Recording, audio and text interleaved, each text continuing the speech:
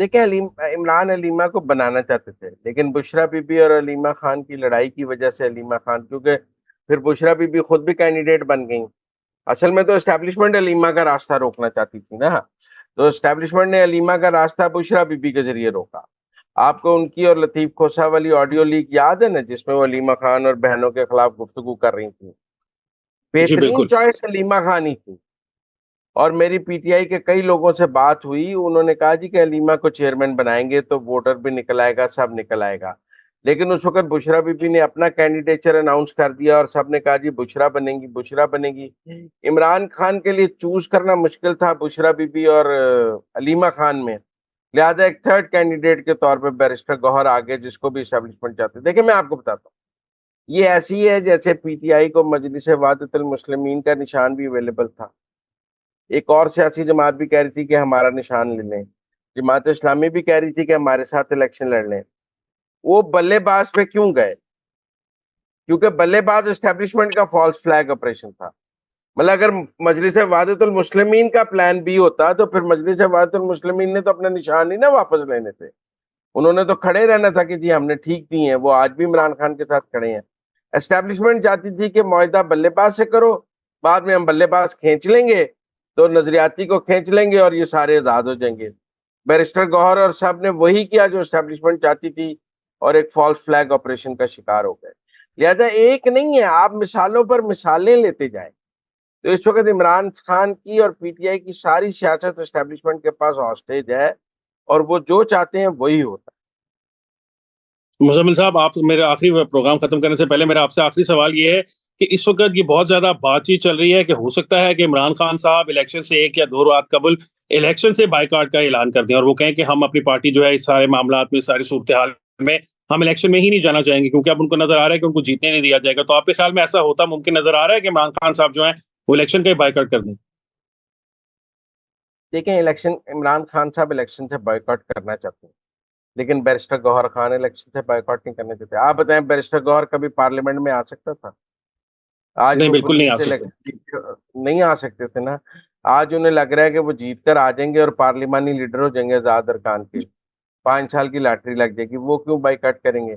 लेकिन मुझे लगता है कि बैरिस्टर गौहर और इमरान खान का फड्डा, ये इतनी जल्दी में, आप बताएं, इंट्रा पार्टी इलेक्शन दोबारा क्यों अनाउंस किए गए?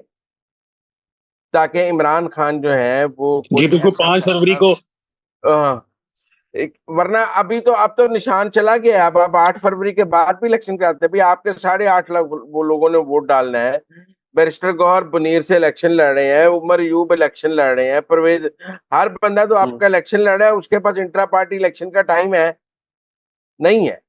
आप बताएं, इस वक्त जो लोग इलेक्शन लड़ रहे हैं उनके पास इंट्रा पार्टी इलेक्शन में हिस्सा लेने का टाइम मौजूद है? पांच बिल्कुल फरवरी नहीं को हो आठ सकता टाइम। नहीं हो सकता ना। ये तो इमरान खान के उस बाइकाट को रोकने के लिए barrister Gauhar intra party election करा रहा है, ताकि वो ये कह सके कि बाइकाट नहीं होना। और मुझे लगता है ये फड्डा होवे इसकी राह में, ये 8 फरवरी के बाद हो या पहले हो, ये फड्डा होना ही होना। तो इमरान खान साहब को तो फिर मुजम्मिल साहब कुछ भी नहीं मिलेगा इस सारे मामले में। उनका तो नुकसान ही नुकसान हुआ 9 मई से लेकर अब तक। इमरान खान साहब मुसलसल अपना नुकसान करते जा रहे हैं। आपके ख्याल में वो बैठकर सोचते होंगे कि मुझसे गलतियां होंगी और नहीं करनी चाहिए थी गलतियां? अगर उनमें सोचने समझने की सलाहियत होती तो वो यहाँ तक पहुंचते, इतनी हिमाकतें करते। वैसे तो हमारे एक उस्ताद हैं, वो कहते हैं stupidity has no limits, it can go beyond limits. तो इमरान खान की political stupidity is beyond limits. आप उनसे मजीद भी तवक्को कर सकते हैं, क्योंकि वो जे दर पर करी जा रहे हैं और कोई उन्हें समझाने वाला भी नहीं।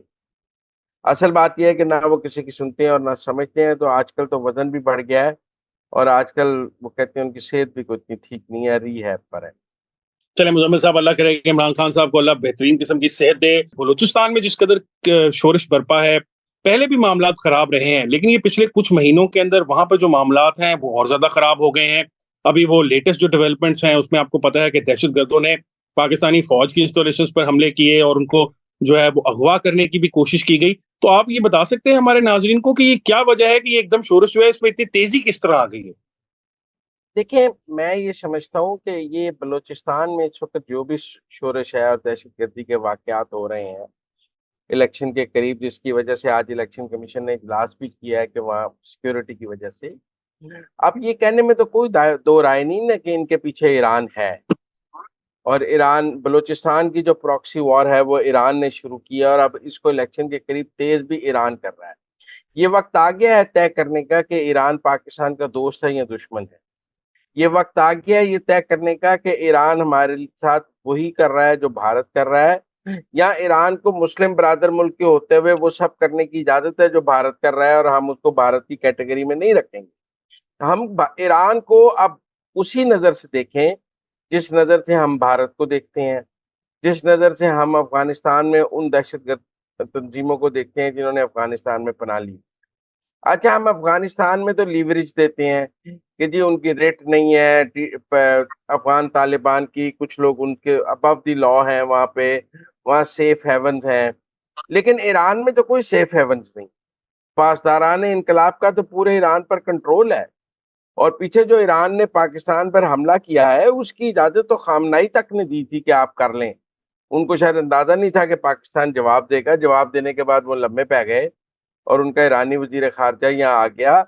आप समझें कि ईरानी वजीर खारजा पाकिस्तान इसीलिए आया ना कि वो हालात को कूल करना चाहता था।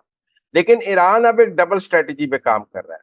वो पाकिस्तान से सरकारी सतह पर ताल्लुकात ठीक रखना चाहता है और प्रॉक्सी जो दहशतगर्दों की है वो भी जारी रखना चाहता है। ये जो हालिया मच में हुआ है, आपका ख्याल है ये ईरान की मर्जी के बगैर हुआ है, जिसकी बीएलए ने मतलब जिम्मेदारी कबूल की है? अब मैं आपको इसकी एक और मिसाल दूं कि जिन 9 पाकिस्तानियों की आज मय्यतें पाकिस्तान को हैंडओवर की गई हैं बॉर्डर पे, जिनको मारा गया ईरान में, 9 मजदूरों को, उनकी जिम्मेदारी पहले बीएलए ने कबूल की है। ये हमने उस रिटेलिएशन में मारे हैं जो पाकिस्तान ने मिसाइल मारा उनके ऊपर और उनके वहां 9 कमांडर मार गए।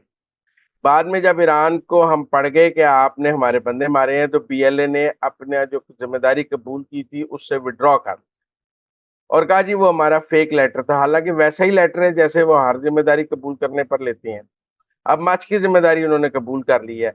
ईरान ने उनको कहा है कि आप हमारी सरजमीन पर कोई वाकया करें तो उसकी जिम्मेदारी ना कबूल करें, और पाकिस्तान में कोई वाकया करें तो उसकी जिम्मेदारी कबूल करें। लिहाजा मैं समझता हूँ कि अब पाकिस्तान को ईरान के साथ दो टोक बात करनी चाहिए। हमें ईरान को उसी नजर से देखना चाहिए जिस नजर से हम भारत को देखते हैं, क्योंकि भारत भी तो, हमारा क्या इल्जाम है कि रॉ पाकिस्तान में दहशतगर्दी करा रहा है? बिकल भूषण भी तो ईरान से आया था, रूट तो जी सर, ईरान। मैं यही कहने लगा था। हाँ, पाकिस्तान में रॉ भी जो रूट इस्तेमाल करती है वो ईरान का रूट इस्तेमाल करती है और ईरान रॉ को फैसिलिटेट करता है। तो मेरे ख्याल में अब वक्त आ गया है कि हम ईरान पर यह वाजे करें कि हम आपके साथ वैसे ही देखेंगे जैसे हम भारत को देखते हैं, और ईरान के साथ अब नरमी करने की जरूरत नहीं। सर, ये बलूचिस्तान के अंदर जो इस वक्त शोरश है उसके दो फेस है ना। एक तो उनका पॉलिटिकल फेस है जो वो लॉन्ग मार्चेस की सूरत में इस्लामाबाद तक आ जाते हैं, वहां आके बैठ जाते हैं और वहां पे वो कुछ और गुफ्तगू करते हैं। दूसरी तरफ ये जिस तरह ये बीएलए वाले हैं, ये असला बरदार हैं, ये वहां पर तो फौजी जो इंस्टॉलेशन हैं, ये फौजी टारगेट, इसको तो छोड़ें, ये आम जो गरीब पंजाबी बेचारे मजदूर बलूचिस्तान में काम करने गए हैं, आपको पता है कि उनका भी ये मर्डर इस तरह करते हैं, दर्जनों की तादाद में उनको मार देते हैं। तो अब इस मामले को किस तरीके से सॉल्व किया जाए? हम किसकी बात सुने? वो जो शक्ल हमें पॉलिटिकल दिखाते हैं आकर यहाँ पर और मासूम बनकर दिखा रहे हैं, या उनकी जो ये बंदूक लेकर ये मुज़ाकरात को सबोताज करना चाहते हैं? दोनों एक ही हैं। ये एक ही लड़ाई की दो शक्लें हैं। आप मेरी बात समझें। ये लॉन्ग मार्च जो है ना, ये भी ऐसे ही नहीं हो गया था। इसके पीछे भी आप समझे एक हिकमत अमली थी। मैं समझता हूँ कि भारत जो है वो इस वक्त दुनिया भर में जो खालिस्तान की तहरीक चलने के लिए जो खालिस्तान के रेफरेंडम है उनसे काफी परेशान है, और उसका ख्याल है कि पाकिस्तान की सिखों के लिए काफी हमदर्दी है। सिख ननकाना भी आते हैं, या कल करतारपुर भी आते हैं, पंजा साहब भी आते हैं, और पाकिस्तान ने हमेशा सिखों के खालिस्तान को सपोर्ट किया है। तो ये जो बलूचिस्तान का मसला था, ये जो इंटरनेशनली खालिस्तान के रेफरेंडम शुरू हुए हैं, मुझे ये लॉन्ग मार्च उसका जवाब लगता है। अब वो मिसिंग पर्सन्स के नाम पर लॉन्ग मार्च था और हमारे बहुत सारे जर्नलिस्ट जो ह्यूमन राइट्स एक्टिविस्ट भी हैं जर्नलिस्ट होने के साथ साथ, वो उनके साथ खड़े हो गए कि मिसिंग पर्सन नहीं होना चाहिए। और मैं खुद भी समझता हूँ पाकिस्तान में कोई मिसिंग पर्सन नहीं है। अगर किसी को गिरफ्तार किया है तो कानून के मुताबिक अदालत में पेश करना चाहिए। किसी भी इदारे को किसी को गायब करने का कोई हक नहीं होना चाहिए। लेकिन अगर जब महरंग बलोच ने कहा कि जी जो ईरान में मरे हैं वो भी उनके वर्षा तो यहाँ लॉन्ग मार्च में बैठे हैं, तो फिर मेरा मतलब है जो ईरान में दहशतगर्द कैंपों में कमांडर बैठे हैं वो मिसिंग पर्सन है। उनके वर्षा इस्लामाबाद में बैठ कर कहें कि हमारे बच्चे मिसिंग पर्सन है, भाई वो ईरान में बैठे हैं। पहले तो आप ये बता दें कि आपके कितने बंदे पहाड़ों पे हैं, कितने बलोच दहशतगर्द तंजीमों में हैं, कितने बीएलए में हैं, कितनों ने अफगानिस्तान में पनाह ली हुई है, कितनों में ईरान में ली हुई है। बाद में हम आईएसआई से हिसाब कर लेते हैं कि भाई आपके पास कितने हैं, ठीक है ना। और सरदार अख्तर मैंगल साहब पहले तो बड़ा इसको एनकैश करने आए थे, फिर जब उनको पता लगा कि उनके पास भी अकामा है, दुम दबाकर भाग गए और उन्होंने दोबारा महरंग बलोच का पता ही नहीं किया अपने अकामा निकलने के बाद कि उनके पास दुबई का अकामा था, उनके कागज रिजेक्ट होने लगे थे। मैं इसको पाकिस्तान की सिक्योरिटी का इशू मानता हूँ और ये अफसोसनाक बात है कि ईरान ये खेल अब पाकिस्तान के साथ खेल रहा है। नाज़रीन, आज के प्रोग्राम के लिए इतना ही है। मुज़म्मिल सोहरावर्दी साहब के साथ अंदर की बात आपने सुना। अपने फीडबैक से हमें आगाह रखिएगा। मुझे हसन इफ्तिखार को दीजिए इजाज़त। अल्लाह हाफ़िज़।